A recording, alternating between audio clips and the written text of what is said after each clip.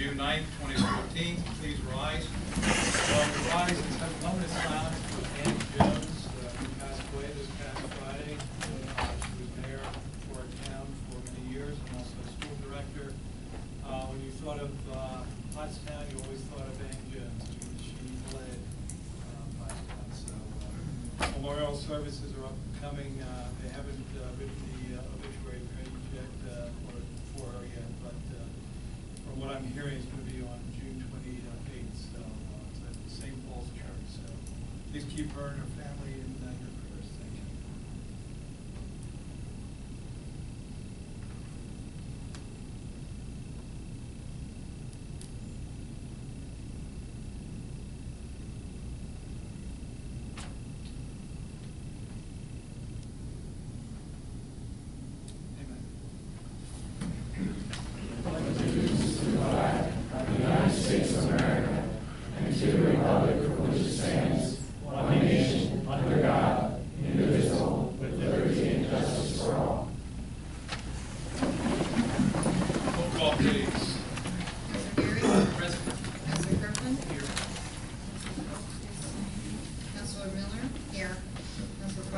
Here. President Toroney. Here. Councilor Wynn. Mayor Thomas. Here. There's a quorum. Okay, could I have a motion to approve the minutes of May 12th? Second. Any corrections? All in favor say aye. Aye. Opposed? Motion carries. Comments from citizens present. Please be reminded to keep your comments to 3 minutes.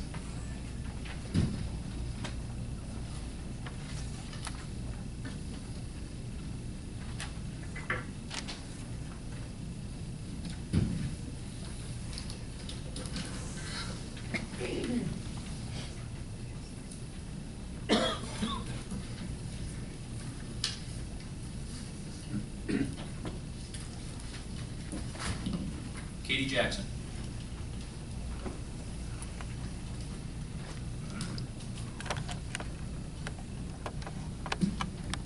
Good evening, I'm Katy Jackson.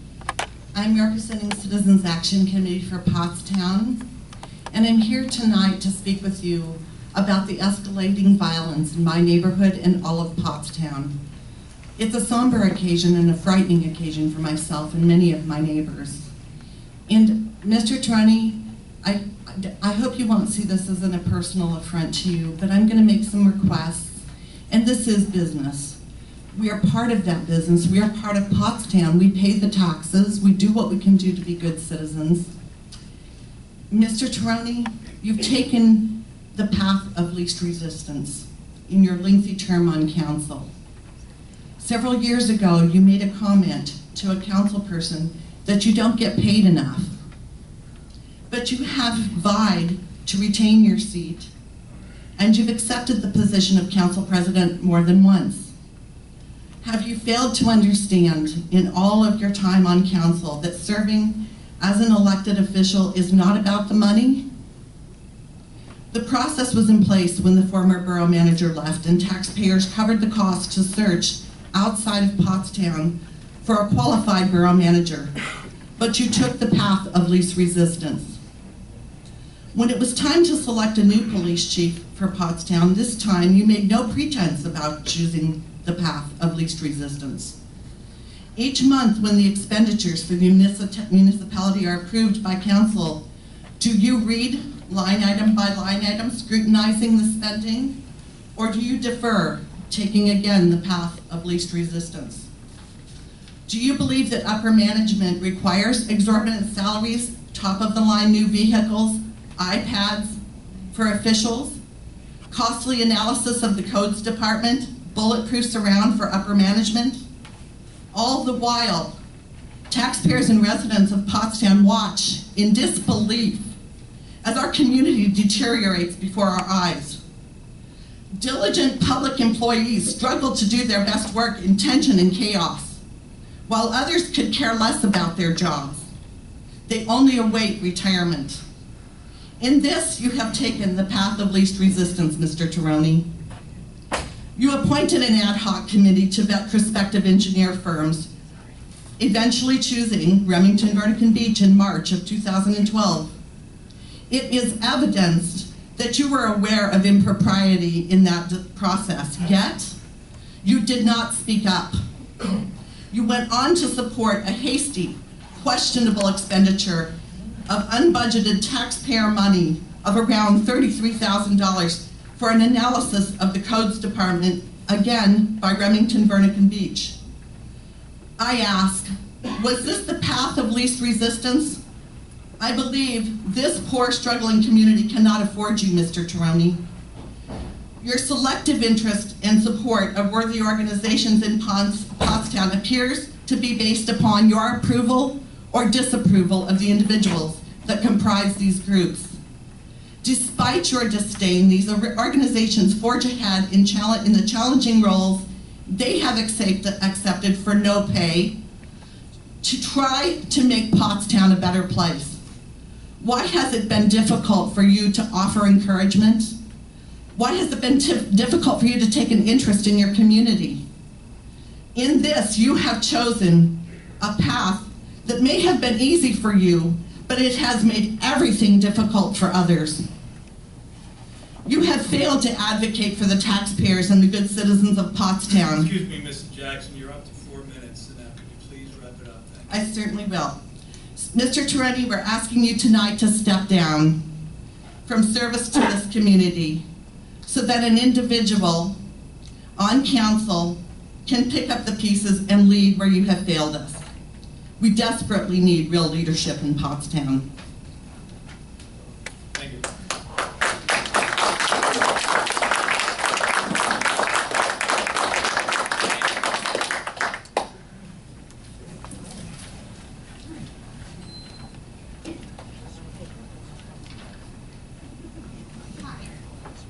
I'm Dianne Krumm from North Hanover. I am speaking for the Citizens Action Committee tonight.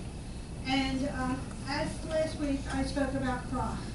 And I know that nobody here can change other people's attitudes or change their behavior. But we have to hold people responsible. When Chief Police Drumheller was put into his position, he was asked what he expected to do. And he said that he expected to lower crime by 1%, which, having had jobs that I had to give my bosses numbers, a 1% change would never have been satisfactory to them. According to crimemapping.com, in all of 2013, there were 65 crimes that were like burglary, assault, murder, robbery.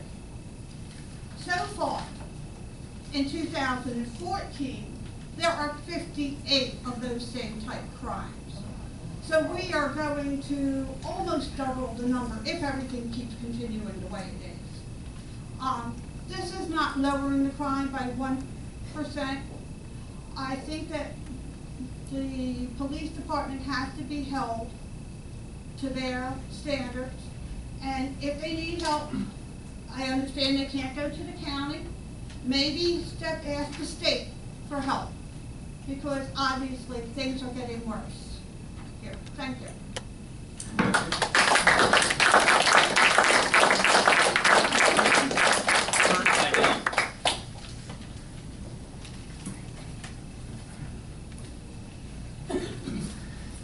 Heidel. I live in the 6th Ward, and Councilor Gary, thank you for the hard work you do for us. And unlike many people here tonight, I come not to bury Toroney, I come to praise him. Since I've moved here in 2005, in my neighborhood, I'm fortunate to only have to pick up blunt wrappers, extra value meal bags, and the occasional half-filled soda bottle of urine. Fortunately for me, that's the 6th Ward. If you could keep crack vials, hypodermic needles, broken alcohol bottles, condoms, and I guess now these spent bullet casings that the police do not find in the shootings, keep it in the 1st Ward, good job. The other day, in the working group, Mayor Thomas stated that issues in Pottstown have to do with the poor. On Friday night, in an interview with WFMZ, she stated that criminals make choices, poor choices. I'm not sure if those poor choices were made when I moved to Pottstown, when people re-elect council members who don't help us. One other thing I did see in an interview on WFMZ was a Mark Briggs of North Franklin Street, when asked what he does with the fear in his neighborhood after the shooting. He looked directly into the camera and with a smirk on his face said, "I've been hoping to leave Pottstown for a very long time." To Borough Manager Flanders, if you're looking to move into the borough, I suggest you talk to Mr. Briggs. I'm sure his home's for sale at a very good price. And you can join us in the borough as residents and taxpayers. Thank you.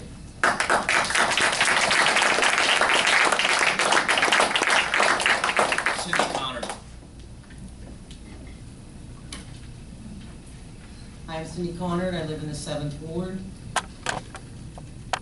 One of the biggest frustrations I've had is find a vehicle to have a conversation with council.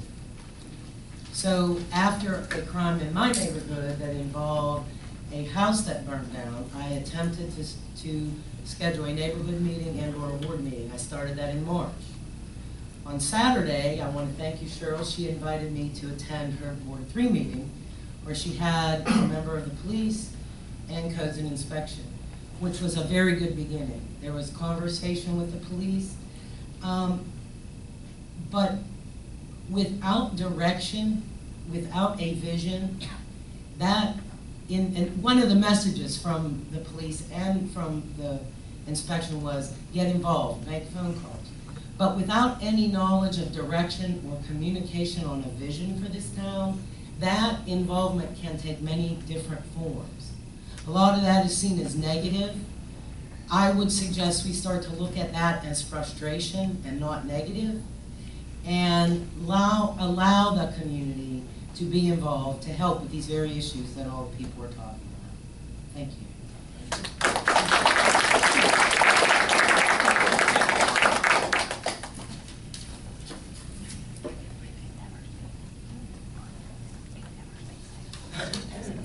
Good evening, I'm Dave Garner, and I'm here to echo what Cindy has said about the efforts to communicate with our counselor in the 7th Ward. Again, I understand people are busy, people have all kinds of commitments, but email makes things real easy to respond to. I take it as a personal affront to me when somebody chooses to ignore my communications. I've been very involved in this town. I've offered my help many times, and I've been told that my help is not needed. I kind of doubt that. I've also been told my help is not wanted, which is what I do believe. I think we're at a point where we need to start talking and we need to start working together. And again, I'm here, I want to help. Thank you.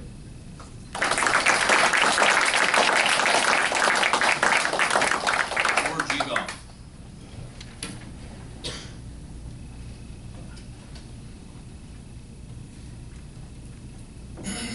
George Egolf, Ward 1.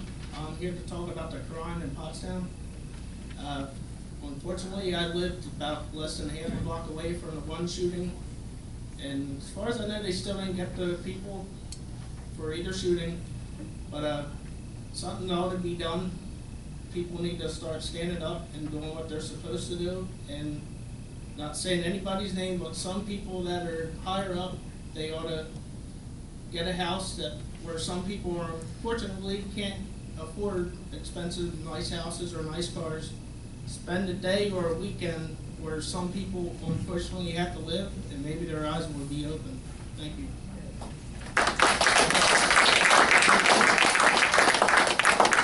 Darlene Bainbridge.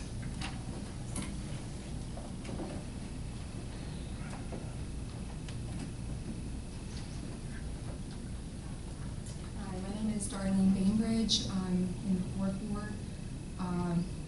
The reason I'm here tonight is to express my concern first about the property values plummeting in this town. We made a commitment to stay here against our family and our friends' wishes. They keep telling us, get out, why are you staying? Our property value has gone down $40,000 in the past 5 years. We're not in a mansion. We don't have an estate. We have a very small, modest home. And we can't even afford to renovate it because the equity just keeps diminishing year after year when it should be increasing. I do feel fortunate that unlike a lot of others, we're not upside down in our homes. I talk to a lot of people who can't even sell because they owe too much, because again, property values have gone down. A bigger concern is crime. And every other day in the past 2 weeks, I've had to pick my children up at school and bring them home past memorials. Feels like there's a memorial on every other corner in this town, and I have to explain why a 20-year-old was shot, why another kid was shot, why this happened, why that happened, why kids are fighting, why everyone hates everyone, and there's no respect for the police in their town. There's got to be a better way than what we're doing now, especially for our children. And that's what I have. Thank you.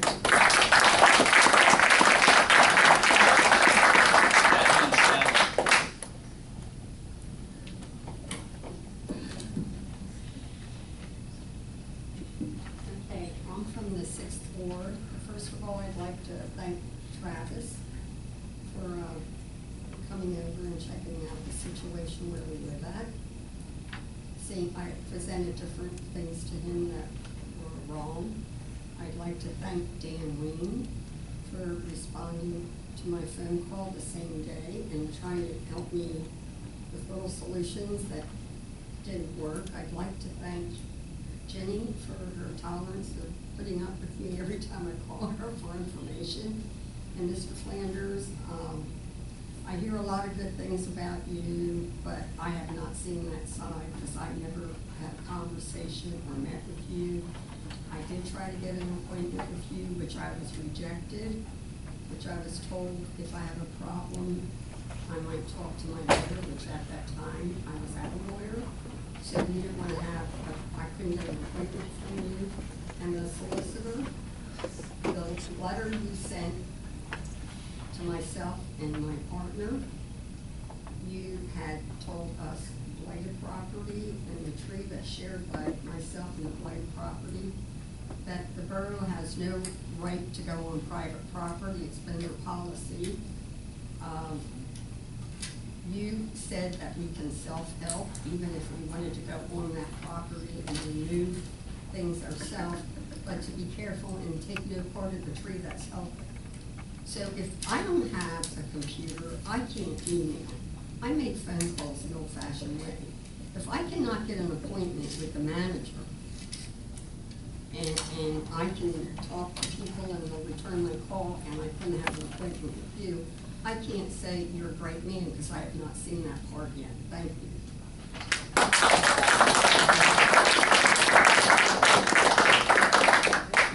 Shanicqua Suber.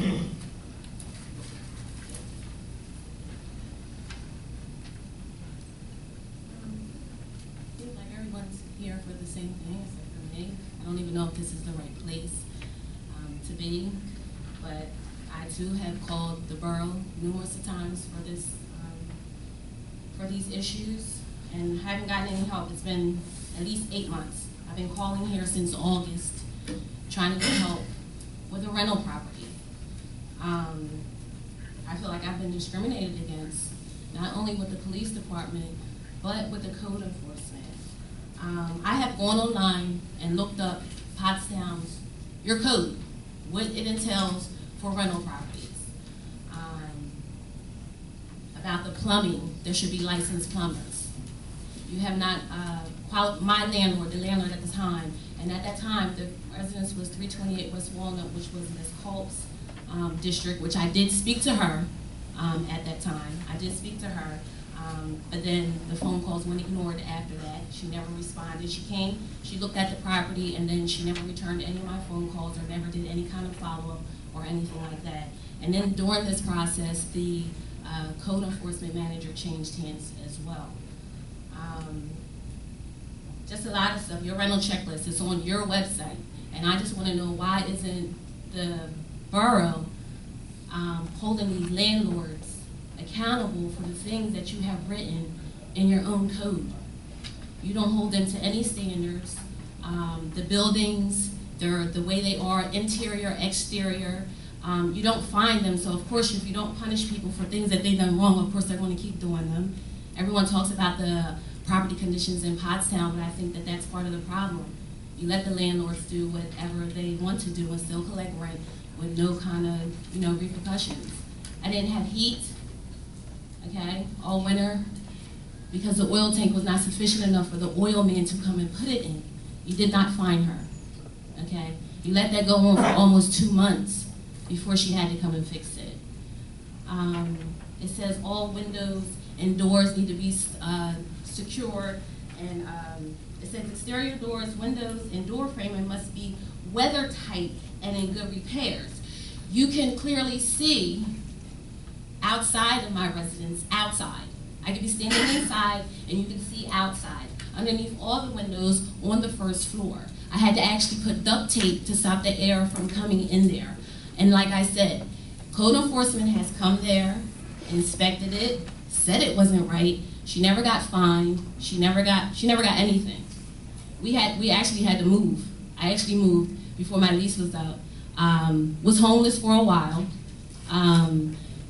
I called here. I called the borough manager's office. I called code enforcement again, like I said a million times. Her boyfriend even trespassed on the property. I called the police station. They tell me it's a civil issue. This man keeps coming on the property. I'm telling them I'm threatened, I'm terrorized. Everyone wants to say it's a police, it's a civil issue. I go all the way to Norristown to the Women's Center for help. They tell me to file for defiant trespass against this man, send it to him certified. I did that, brought it to the police station. You did nothing. This man was still allowed to terrorize me and threaten me. And it even says here, also 3503, criminal trespass, defiant trespass, and simple trespass.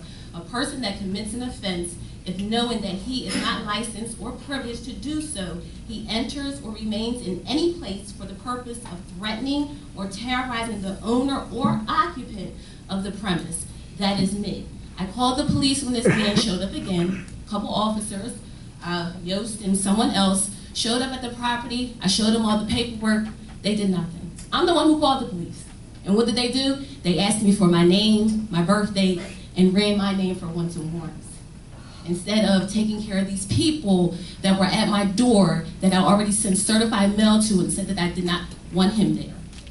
They did not help me whatsoever. So I heard someone talk about respect for the police, but it's hard to respect people that don't respect you. That's it.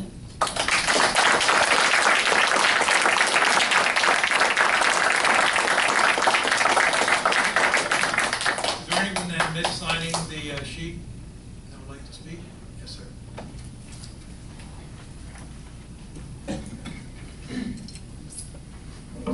My name is Barry Beasley Jr., and I live on the 300 block of Jefferson Ave. We've lived there since '97, and prior to that, we lived right on the 300 block of North Evans Street. Prior to that, I grew up on the 400 block, I guess, of May Street. So my entire life has been spent within a block of my current home. And within the past year, we have had 2 homicides, another shooting last Saturday night, which we haven't heard much about. We've had reports of arson, we've had cars vandalized, thefts, etc., etc. And I do my part. I pick up the phone, I don't hesitate, so I look out for my neighbors. And it gets a little annoying to always be told that I need to do more. There's never any accountability on that side. It's always on us, this community, the citizens, to speak up and do more. The community made a Facebook page, Crime in Pottstown. Some people don't like it because they view it as negative and it paints the town in a bad picture, etc. Either way, they did that, and they communicate to the rest of the citizens. Our Borough Police Department has a Facebook page, and I think the last post was on the 3rd about the car show on Saturday. I had a busy day at work today. I wanted to look at the month-to-month statistics of, call logs, how many calls the police department get. I remember, looking at them previously, and they seem to go up every month. So obviously, either the same citizens are reporting more crimes, or new citizens are picking up the phone and calling. So I think we're doing our part. So it pisses me off to constantly hear that we should be doing more, and nobody is held accountable who leads this borough. That's my part. Thank you.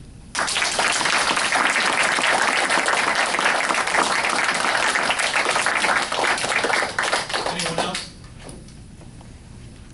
Okay, I do have a prepared statement, and I'm going to read to you at this time. I serve as council president at the will of council, and at any time, if there are 4 votes, reorganization can take place as it has done in the past. I served as an elected councilor by the voters of the 4th Ward, and as all councilors do, represent all the people of Pottstown once elected. I have served the residents of our community for 15 and a half years, elected to 4 terms and appointed in 1995 to fill a vacancy for 1 year. At that time, I ran for the seat and lost by 1 vote. However, I did not walk away, but stayed involved in doing positive things that moved our borough forward. I ran again 4 years later and secured the seat and have held this position since 2000. As I have stated on many occasions, it has been and continues to be an honor and a privilege to serve the residents of our community, and I do it with enthusiasm every day. Unlike in the past when we had councilors resign for whatever reasons, or it places council in a position of searching for a qualified replacement. But most of all, it's a disappointment to the residents of that ward who elected them to do a job they stated and promised they would do. I will not walk away from my promise. I hold this position sacred. I respect my oath of office that I took and will continue to serve the residents of our community. It has been stated that we need fresh ideas, and I couldn't agree more. Currently on council, we have 2 councilors with 4.5 years experience, 2 councilors with 2.5 years experience, and 2 councilors with 1.5 year experience, working out to be a relatively young council as far as experience. With that stated, our newest councilors to my right sit on infrastructure and public safety, which has the biggest impact on addressing some of the needs that we as a community are desperately searching for. Leading that charge on these committees is a new L&I director, a new police chief, and a new captain, new ideas and initiatives that come out of these committees to be voted on by council, with each of us being equal on passing this new legislation, each having 1 vote. We have new faces, fresh ideas, changes, all of which was requested by the public. In closing, being in an elected position on the local level is a big commitment, and many who choose to seek and ultimately win this office sometimes do not realize this. However, I am proud to say, and this is strictly my opinion, you currently have a council and a borough administration and staff and a very dedicated police force that is committed in solving the many problems we have, but most of all, promoting and supporting the many positive things that are occurring in our town, and we will continue to improve Pottstown. Thank you. At this time, we have the mayor's report. Thank you, President Toroney. I have 3 issues that I'm going to cover in my report today, and basically the falling of a public servant, secondly, the Edgewood Cemetery, and third, an address to the issue of crime. And yes, there are many positive things going on in the borough, and but these are the 3 things that I'm going to hone in on tonight. I would just like to share with you one advantage of having a short, what you would call, career in politics and governance across both political spectrums in this borough. That has afforded me the bearings to speak well of those who have played all types of roles in that journey. And with this introduction, I'd just like to give a short honoring statement to the life of the former Mayor Ann Jones. She was the first female mayor of this borough, and in brief, I would say, to summarize her work for the sake of this report, which you could, I'm sure it will be talked very extensively soon, but I would call her a pioneer for women, setting an example for women to excel in their chosen areas of professional or civic responsibility. I can remember being a guest in her home late in the 90s, and also sharing a ride with her on the Coverdale Spur Railroad, the very line you've been talking about, approaching again through a revitalization effort. So I just wanted to mention former Mayor Ann Jones, and also the fact that the flags will be at half staff. Now, I don't know the date on the closure of that. It's really not important. The point is that we have taken some steps to do some things that are very honoring for a public servant that has fallen in our town. Secondly, the Edgewood Cemetery. Over the course of several months, the staff as well as myself have received calls, and from what I understand, there's a lot of chatter on Sound Off and other places that I don't always check regarding the conditions of the Edgewood Cemetery. Okay, so at this point, the borough solicitor and the borough staff are in the process of seeking out the legal parameters to deem the cemetery as abandoned. And I'm bringing this up to put an alert out for the living heirs and as signs of the people who are buried in the cemetery. Now, I'm only saying that because a very involved family with a family member living in San Diego, California has been very, very aggressive towards making us aware that there was a time when there was one person in charge, they had a board, and they'd send envelopes out similar to your church collection type envelopes to get a donation from all of the people who were on a list, and they'd all send so much money each year. Well, as time goes by, people are dying daily. And the most concerned types of individuals are falling off the scene, and no one is picking up the ball on issues such as this.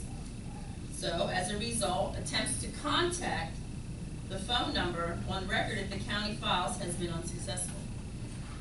Another unsuccessful attempt is who is the actual landowner. The landowner is Edgewood Cemetery. Poses another problem. In a tertiary concern, the borough of Pottstown is not the owner of the land. However, the onus falls to the borough of Pottstown to maintain the appearance of the cemetery at a liability.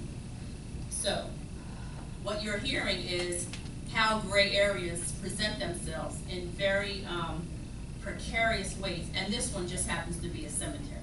So when I say gray area, precarious, odd matrix, this is an example. Now you can take it or leave it, but it happens also in the human dynamic, and we can go on and on in a circle about that. But the point is, it has to be explored to an end point that makes sense. Okay? So in case there's an injury, we send our clean and lean group out to maintain a property that the borough doesn't own. How does that work for our insurance to cover their injury? It might be a problem. Would you agree? Just by nodding of heads. Yeah. I see a couple heads. Might be a problem. Therefore, at this point, I can say that this is just an APB to the heirs and assigns and those who know of people that are buried there to take the initiative to reconvene as was historically done, or in the case of abandonment, you know, maybe there will be another group. I don't know the genesis of how such a group would form, but that group would have to become the owner, acquire the cemetery, and assume the responsibility for the maintenance and for the upkeep. So, yes, and I'm very concerned and do believe in honoring the dead and having respectable burials and burial grounds and all of this type of thing. But from this table, there's a process. And that process is not a sterile process, but it does have steps. And in this regard to the Edgewood Cemetery, that's what I'd like to report on today as a bridge, which is what this role is, between the staff and the phone calls from citizens regarding the Edgewood Cemetery. Now, on to the crime issue. Take a deep breath. That was for me. I recently was invited to a small rally where I gave a speech. And it was a speech regarding restoring America. So, do you believe that crime is a problem all across America? I don't know if Mayberry exists anymore. I don't know if there's places where we'll ever find a time where people are not at risk. You know, we're in a time when the world is at risk. But could there be a blueprint for American cities that would resonate from Pottstown, Pennsylvania, that could intersect with every locale, not only in America, but throughout the whole world? How many meetings, gatherings, and initiatives do we really need to stabilize the base of what's needed for a safe society? The base of our needs, you say? Well, surely the base of the need is for safety and a sense of belonging. You know, I looked back over one of my campaign flyers or whatever, and the first point is promote public safety. So that's what we'll talk about, the first point. Crime is a subset of the public safety. It's a breach of the sense of belonging and a sense of safety. And if we can't have the bottom of the pyramid stable, how can we work our way up to the top? That's for the people who know about Maslow's hierarchy. I'm not going to teach us a sociology lesson. Regarding the need for safety, right now I have currently exhausted my annual expense budget of $800 to attend the 43rd annual conference of the Pennsylvania State Mayors Association, July 17th through 20th of this year. Here's an idea of some of the topics that I will be getting up-to-date knowledge. Regional policing, municipal grants, mediating municipal conflicts, transportation, illegal drugs and other criminal activities, as well as radar use from the perspective of the Pennsylvania State Police. And that issue of radar comes at a time where there's a consideration to pass a bill that would allow municipal police departments to locally enforce speed with the same means that the state police do on the highway. Well, if you've ever stood at the corner of Franklin and Walnut and watched speeding cars go down the street, you could appreciate a post not by a machine that's flagging speed, but by an officer who has the means to ticket someone who's violating the law and creating a safety breach for children and animals and anybody moving in that area. And there's other tight places, but I've stood there and on Beach Street on several locations and seen quite a few problems. So on that end, I would say that I've done a little bit of work for, as Mr. Toroney, or you may have alluded to, we're not paid a lot of money to do what we do. And I wouldn't say we do what we do because of a complete sappy heart of concern, but it's a real-time concern for governance issues. And I'll say governance issues because there's another bailiwick called politics issues.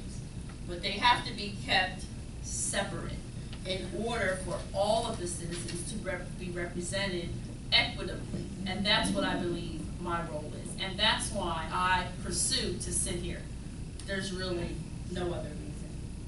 But broadening the scope and capacity of the arm of this office could rise. It could rise for me to meet the delivery of the real-time triage. I don't know if you're familiar with an ER, but I've worked as a volunteer at the University of Pennsylvania in triage, deciding of all the people who are coming in with important issues, which important issue comes first. So from this point, I have to observe and triage what issues do we talk about first? Who do I respond to first on the email? Who do I call back first? Who do I visit? You know, these are the things that go on. Not only triage, but advocacy on community issues. Last Thursday evening and Friday in particular, the week ended in a crescendo involving a visit to a crime scene, and on-site communications with the department, followed by relevant follow-up with Captain Thomas as well as Detective Sergeant Barry Grimm, to the tune of about 4 hours between Thursday and Friday. Still, we're in the throes of a homicide under active investigation. We have a lot of raw and sensitive emotions with mourners among the friends and family of the deceased. We also have an open investigation regarding a bank robbery. And I believe that it's my civic responsibility to keep an objective perspective when looking at all sides of these issues. And an objective perspective means you understand the fears of the citizens. It's your job to get in there as a buffer to allay the fears, but not to minimize the reality. An objective perspective is to realize that it's not only promoting public safety for the sense of belonging for citizens, but also for the police department as well, who comes out to do a job every day where their lives are put at risk, just like going into the battlefront for those who are enrolled in the armed forces. Tonight, my proactive reaction, of course, is for the community to remain helpful in reporting suspicious activity. And Mr. Beasley, I understand your frustration. I don't take it as a negative. I understand the balance between negative and positive, and that a battery runs with both ends. So if you want a well-oiled machine running on batteries, you need both ends, and they both have to be working. So I'm going to ask everyone here to come get these at the end and give them to people that you know or don't know. Give them to people you know or don't know, because there's a lot of new people that live in Pottstown, and that's some of the dynamic. You know, if you talk to long-term residents of Pottstown, they're appalled by the change. If you talk to people who moved from Philadelphia to Pottstown, they say, I left the city to avoid all this. So, you know, there's lots of different perspectives out there, but we can do our part by sharing the possibilities of new people putting their voice into the problems from the community perspective. So there always has to be a balance and an exchange. And when there's problems that are brought to my attention, the police department is not closed off to listen to what I have to say in regards to the citizens, and I'm not closed off from responding in a way that makes sense and is prudent. You know, you don't just unwrap an investigation and share it with the citizen. But on Friday morning, I had a call from the North End, particularly, and I'm just going to bring one issue up, and this was about car theft. And one of the things that came up was that some of the cars were actually open. And I said, well, you know, that's the main problem, that everyone wants to say, I was breached, I was violated, my car was robbed, and then it's found that the car was actually open. So, yes, there's always going to be a back and forth of each side being accountable, each side being responsible. Okay, so lock the cars, secure the homes. Now, getting on to the respect issue, when we encourage children in proper speech to adults and authority figures, as well as respect for others and the property of others, that's the start of crime deterrence. When we have an active role in trying to minimize bullying, adults and children, then we've taken an active role in crime deterrency. These things don't seem like big deals, but that's how the wheel starts spinning. At this time, what we're seeing is a call to arms. A call to arms for sobriety, and I believe the people of Pottstown are becoming activated to take a stand and to be heard. So, for the expression of First Amendment rights, all for it. But also for First Amendment responsibilities, all for that as well. So it's the way we talk to each other sometimes. It's the words that we use, whether they're acceptable or really not acceptable for the atmosphere that you're in, does make a difference. And that kind of demand is old-fashioned, but we need a return to some of those old-fashioned values. You just can't talk, say, and do everything you feel you're entitled to do, because it could be a problem. The police department provides zone watches throughout the borough on each shift. At a minimum, there are 4 zones and a supervisor on patrol 24 hours a day. And the other evening, with the incidents tying up everyone who was on the street, there was coverage from North Coventry and Lower and Upper and West.